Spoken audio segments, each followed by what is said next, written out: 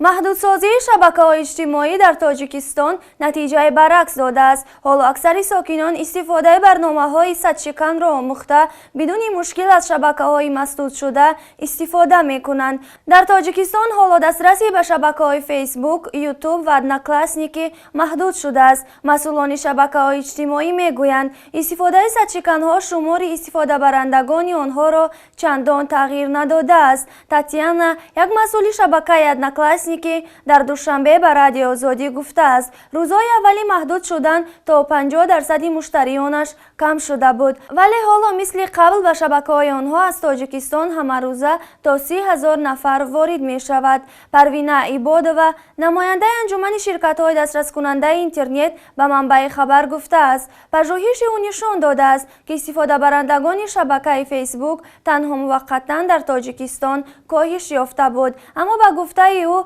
حالا استفاده برندگان این شبکه در تاجیکستان حتی بسته بودن آن را فراموش کردند. در تاجیکستان سالهاست محدود ساختن شبکه‌های اجتماعی و سامانه‌ها تجربه می شود. قبلا خدمات علاقه تاجیکستان اقرار می شد که با درخواست آنها این شبکه‌ها بسته می شود، اما حالا این خدمات محدود شدن شبکه‌های اجتماعی را کار شرکت‌ها می دانند و شرکت‌ها همیشه این را مشکلی تکنیکی می نامند.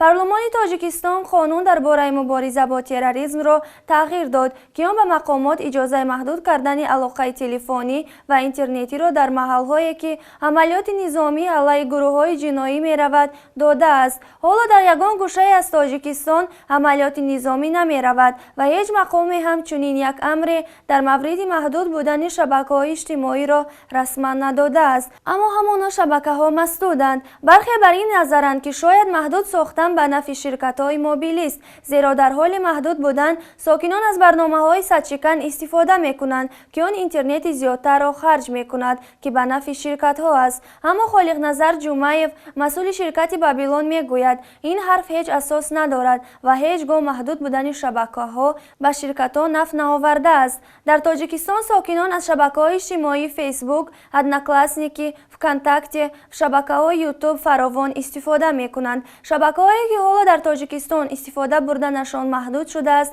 و ساکنان بیشتر طریق صدشکن‌ها به آنها وارد می‌شوند.